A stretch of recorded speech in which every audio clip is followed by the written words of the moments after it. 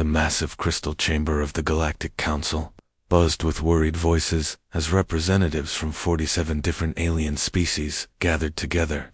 Ambassador Veltar from the Nexian Collective stood at the center of the room.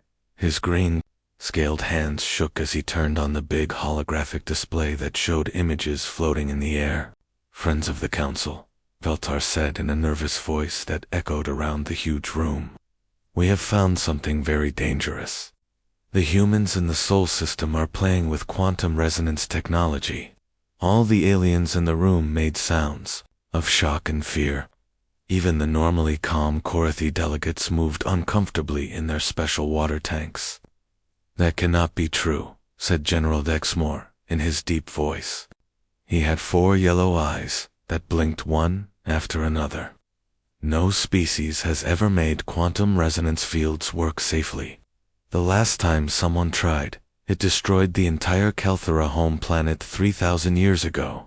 Veltar's display showed scary red energy readings coming from Earth's solar system. "Look at these numbers. The energy signatures are off our charts.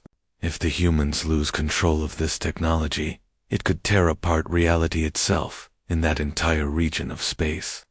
Meanwhile, very far away on a research station built on Earth's moon, Dr. Kim Ji-ho wiped sweat from his forehead. He was making final adjustments to a machine that looked like a big blue glowing box. His work partner, Dr. Park Mina, watched numbers and graphs on her computer screen. "Ji-ho, you need to see these readings," Mina called out with excitement in her voice.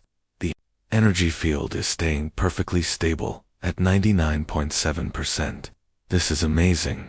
Ji-ho smiled as he looked at the soft blue light coming from their machine. "Finally. After working on this for 15 years, we have made clean fusion energy work properly." Neither of the human scientists knew that their simple research project was about to change everything in the galaxy. Back in the council chamber, the debate was getting more intense. Species after species stood up to speak about the terrible danger. "The humans must be stopped immediately," declared Ambassador Zorkstel from the Rigid Empire. "They are too young and stupid to understand what they are playing with." "But they have not attacked anyone," argued Counselor Yixmora from the Peaceful Healing Collective.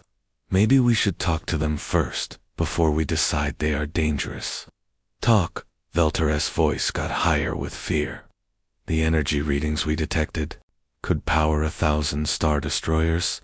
If they make one mistake, the explosion could reach neighboring star systems."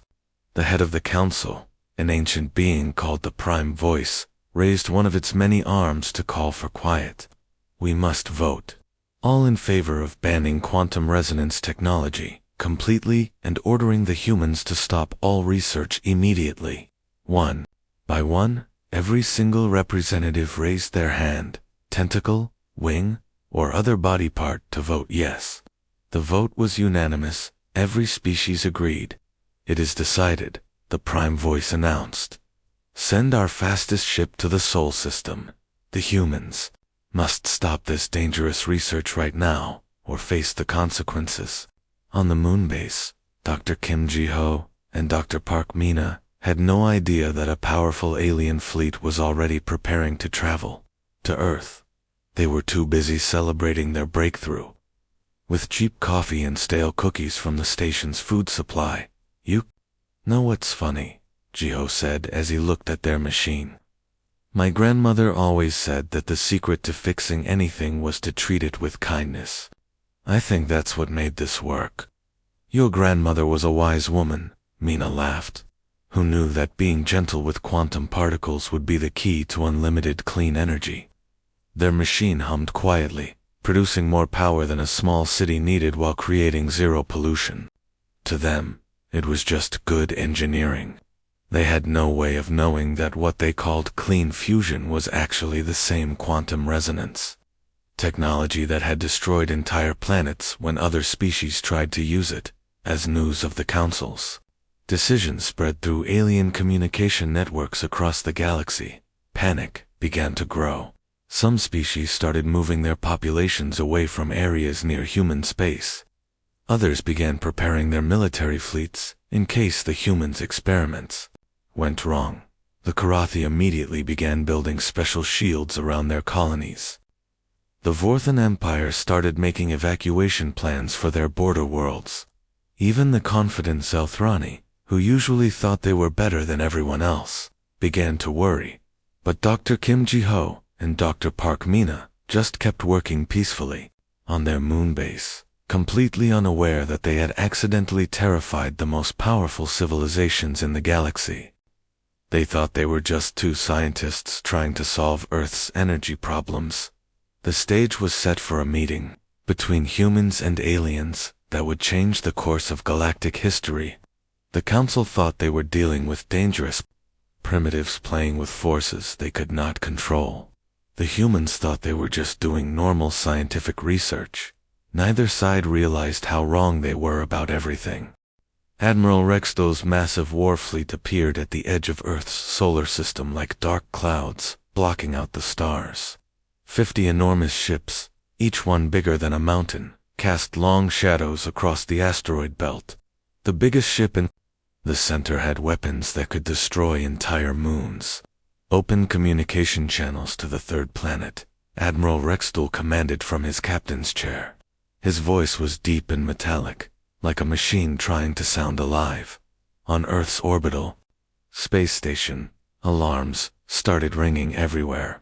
Ambassador Lee Suho ran to the communication room, his heart beating fast. He had never seen alien ships before, and these looked very scary. "This is Admiral Rextol of the Galactic Council Fleet." The mechanical voice came through the speakers. "People of Earth, you will stop all quantum resonance experiments right now. This technology is too dangerous for any species to use. It threatens all life in the galaxy." Lee Suho looked at the other humans in the room. Nobody knew what to say. Dr. Choi Heian, Earth's smartest physicist, shook his head in confusion. Admiral Suho spoke into the microphone with a shaky voice. "We need time to understand what you mean. We are not doing any dangerous experiments that we know of." "You have 24 Earth hours to comply," Rextol replied coldly. "Scanning your planet now to check for quantum resonance activity." The alien ships turned on their powerful scanners. These machines were built to find even the smallest traces of dangerous energy anywhere on a planet. The scanners could detect quantum resonance activity from millions of miles away. But something went terribly wrong. Every screen on Admiral Rextol's flagship suddenly turned bright red. Loud alarm sounds filled every room on every ship. The scanning computers started smoking and making horrible grinding noises. "Admiral," shouted the scanner operator, panic clear in his alien voice. "The scanners are overloading. I'm getting readings that are impossible." "What do you mean impossible?" Rextol stood up from his chair, his forearms gripping the armrests tightly. "Sir, the entire planet is covered in quantum resonance signatures, not just from research labs, everywhere. Their cities, their cars, their houses, even their children's toys are showing energy readings that should destroy everything around them." Dr. Choi Heian was listening to this conversation through the open communication channel. He looked very confused. "Admiral, I think your machines might be broken. Those readings you're seeing, that's just our normal electrical power and electronics. We've been using that technology for over 100 years."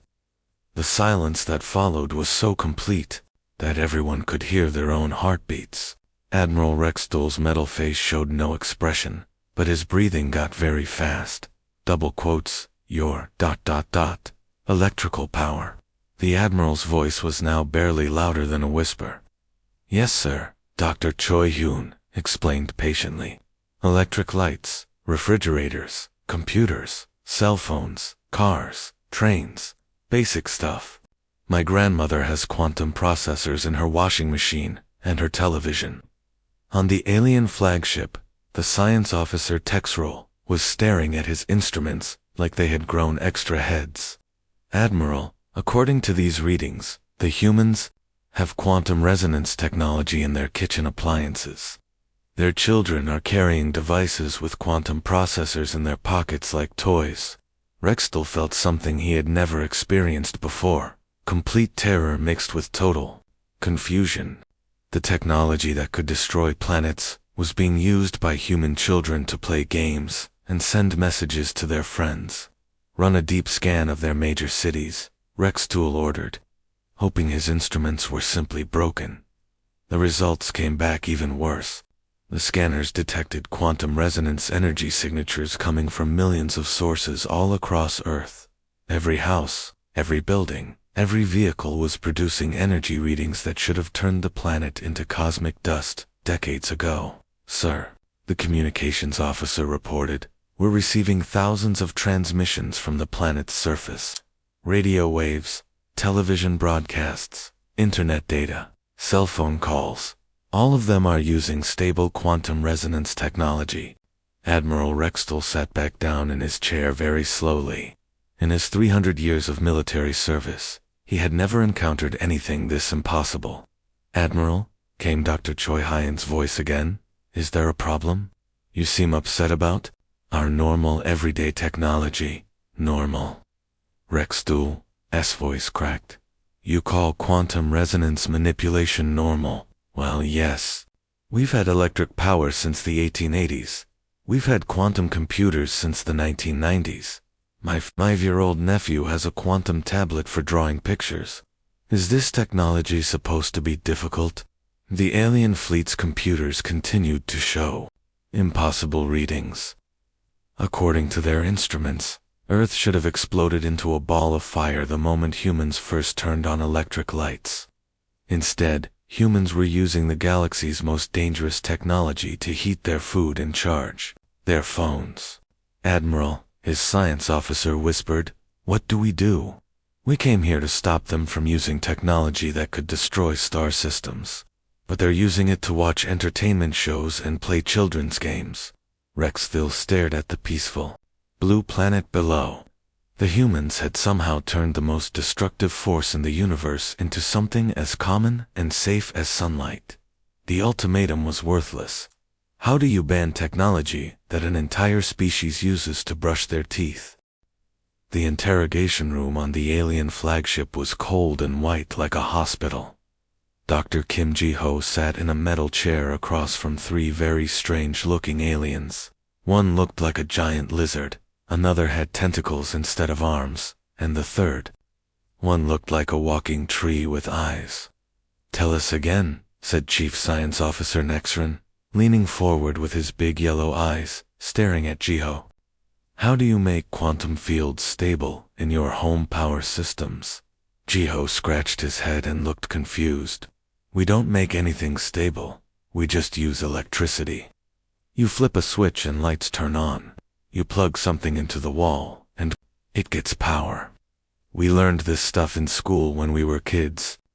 The 3 aliens looked at each other with expressions of pure horror on their very different faces. "But the quantum fluctuations should tear apart your buildings," the tentacled alien said through his translator machine. "Every time you turn on a light, reality should break." "Well, it doesn't," Ji-ho shrugged. "My apartment building has had the same electrical system for 30 years. Never had any problems except when the power bill gets too expensive."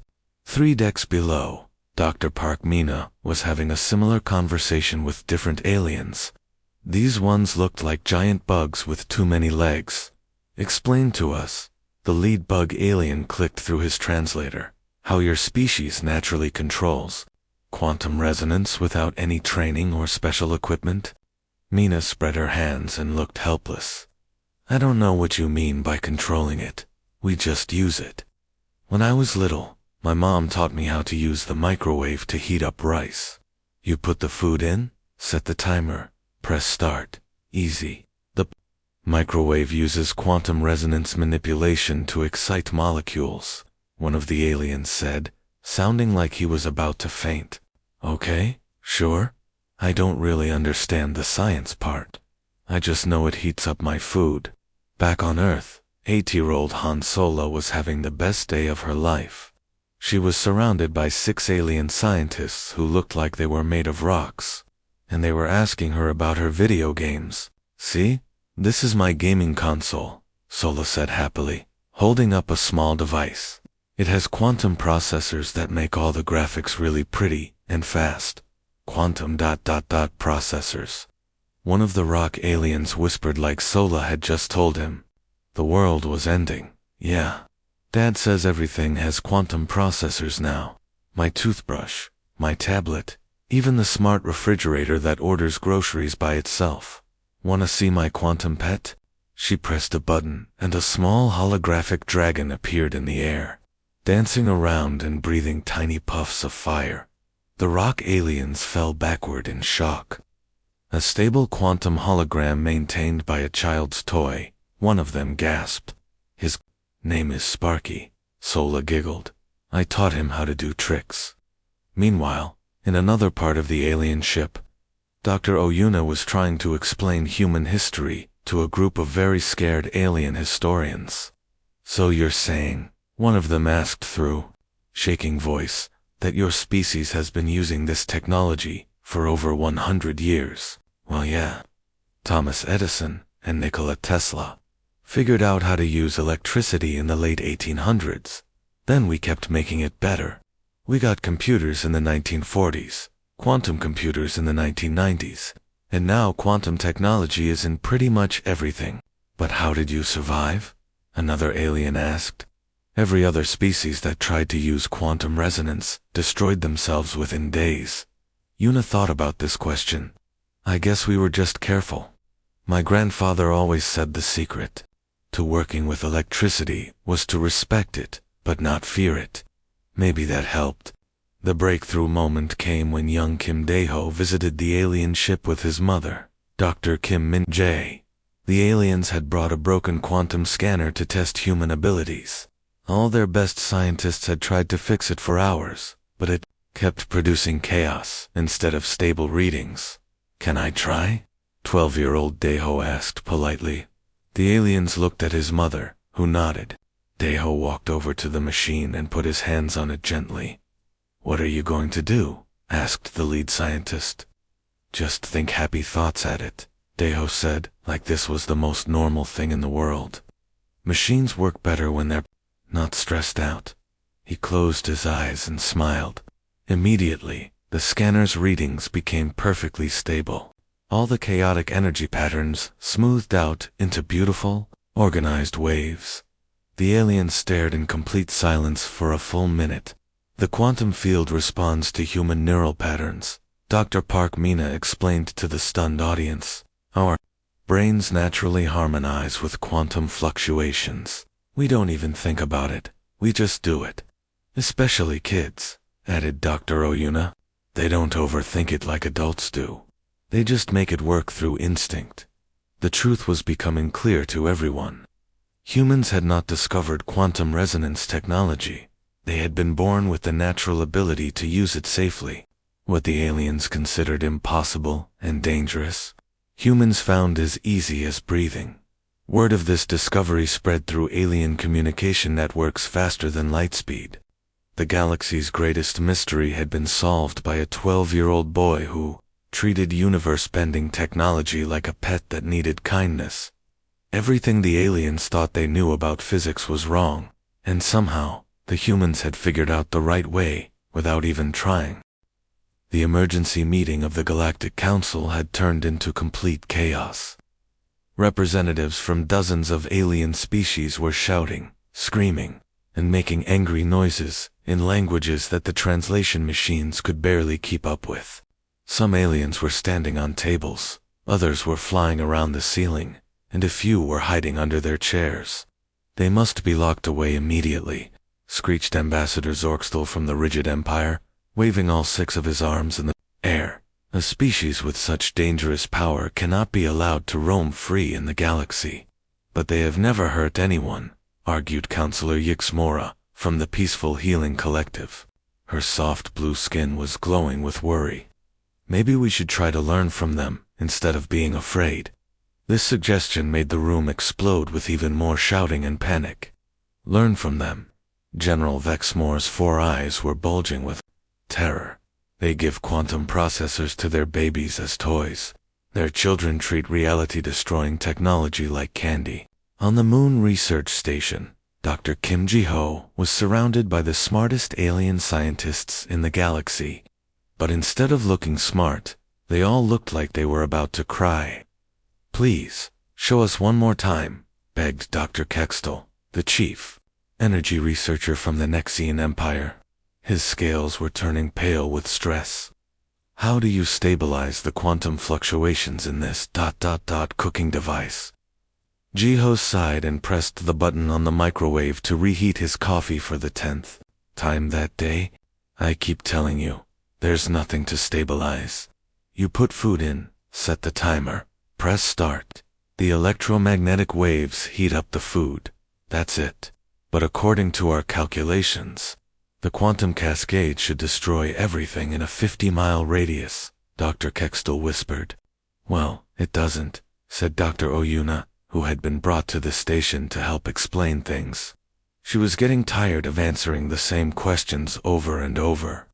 "Look, we've been accidentally doing what you call quantum resonance manipulation since we invented electric lights.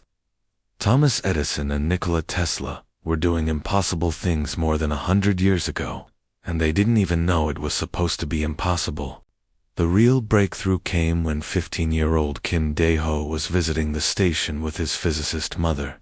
One of the alien scanning devices had been making horrible screeching noises and shooting sparks for 3 hours. The galaxy's best. Engineers couldn't figure out what was wrong with it. "That machine sounds angry," Dae-ho said casually as he walked past with a sandwich. "Angry?" Dr. Kextel looked confused. "Yeah, listen to it. It's all stressed out and cranky." Dae-ho walked over to the sparking machine and put his hand gently on its side. "Hey there, buddy. What's wrong? Are you having a bad day?" The machine immediately stopped making noise and began working perfectly. "How did you do that?" Dr. Kextel's voice was barely a whisper. "I just gave it some happy thoughts," Dae-ho shrugged. "Quantum fields like it when you're nice to them. My little sister taught me that when she fixed our washing machine last year." Your sister fixed a quantum-enhanced washing machine. How old is she? 7? She's really good with electronics." Dr. Park Mina stepped forward to explain what had just happened. "The quantum fields respond to human neural patterns, especially positive emotions. Our brains naturally harmonize with quantum fluctuations. Kids are especially good at it because they don't overthink things." The news of this discovery spread through the galactic communication networks like wildfire. Within hours, every government, military, and scientific organization in the galaxy knew the truth. Humans could teach other species how to safely use quantum resonance technology. The reaction was immediate and intense. The Korathi Empire immediately declared a state of emergency and began building massive defense shields around their home system. The Vorthan military started making evacuation plans for all their colonies near human space. The proud Zelthrani, who usually thought they were better than everyone else, began sending desperate messages asking if they could please learn how to use quantum technology safely. But other species had different ideas. "The humans must become our leaders," declared the mystical coalition. "Any species that can master the impossible should rule the galaxy." "No," shouted the Democratic Federation. "They should share their knowledge equally with everyone. We should worship them as gods," announced the Spiritual Alliance. "We should study them like laboratory specimens," argued the scientific collective back on Earth. Little Park Ji-won was completely unaware that entire alien civilizations were arguing about whether she should be a goddess or a test subject. She was too busy explaining to a group of terrified alien generals why her toy robot needed a bedtime story to work properly. "See, you have to tell Mr. Robot that he's a good boy and that you love him," the 6-year-old explained patiently. "Then his quantum circuits get happy and he can walk around and do tricks. The fate of the galaxy depends on bedtime stories," one of the generals whispered. "Well, yeah. Don't your robots like bedtime stories? That's weird." The galaxy was learning a hard lesson. The most powerful technology in the universe required something that couldn't be measured by any instrument: kindness, patience, and the ability to treat quantum particles like friends instead of tools. And, somehow, only humans seem to naturally understand this simple truth. 6 months had passed since the aliens first arrived at Earth, and everything in the galaxy had changed completely. The old lunar research station had been turned into something much bigger, the Galactic Institute for Quantum Studies. Ships from dozens of alien species came and went every day, bringing their best scientists to learn from humans. Dr. Kim Ji-ho stood by a big window looking out at the amazing sight. Alien students and human children were playing together in the station's garden areas. Strange creatures with tentacles, scales, and extra eyes were learning hopscotch from Earth kids, while human teenagers taught aliens how to use smartphones. Through another window, he could see his colleague, Dr. Lee Minho, teaching a very unusual class. Half of his students were human children, and the other half were some of the smartest alien scientists in the galaxy. "Remember," Minho was saying to a frustrated Nexian researcher who looked like a giant lizard, "don't think too hard about the math. Just feel what the energy field wants to do naturally." 6-year-old Park Ji-won raised her small hand. "Teacher Lee, why does the green scaly alien keep making the sparkly lights angry?" "Because Ji-won, he's trying too hard to control everything. Can you show him the gentle way?" The little girl nodded seriously and walked over to the quantum resonance chamber. It had been making chaotic, angry red lights for the past hour. But when Ji-won put her tiny hand on the machine's side, the wild energy readings immediately became smooth and stable. Beautiful blue and gold lights began dancing inside the chamber. "See?" she said to the amazed alien. "You just have to ask nicely and say please. The quantum thingies like good manners." The Nexian scientist stared at the perfect energy readings on his instruments. He had spent 40 years studying quantum physics, but this human child had just solved a problem that had stumped him for weeks. Dr. Choi Yoon walked over to Ji-ho with a data tablet showing the latest reports from around the galaxy. "The news keeps getting better," he said with a smile. "The Korathi have successfully put human-assisted quantum power systems on 3 of their colony worlds. The Zelthrani are reporting that their factories are now 4 times more efficient. Even the tough Vorthan military has asked for human advisors to help design their new spaceships." "What about the Galactic Council?" Ji-ho asked. "Ambassador Lee Suho says they're voting next week on making Korean the 3rd official galactic language, right after Nexian and Korathi. Can you believe that?" Through the classroom window, they watched Dr. Oyuna helping a Vorthan engineer understand why their quantum stabilizer worked much better when they thought happy thoughts about their family and friends. "You know what's really strange about all this?"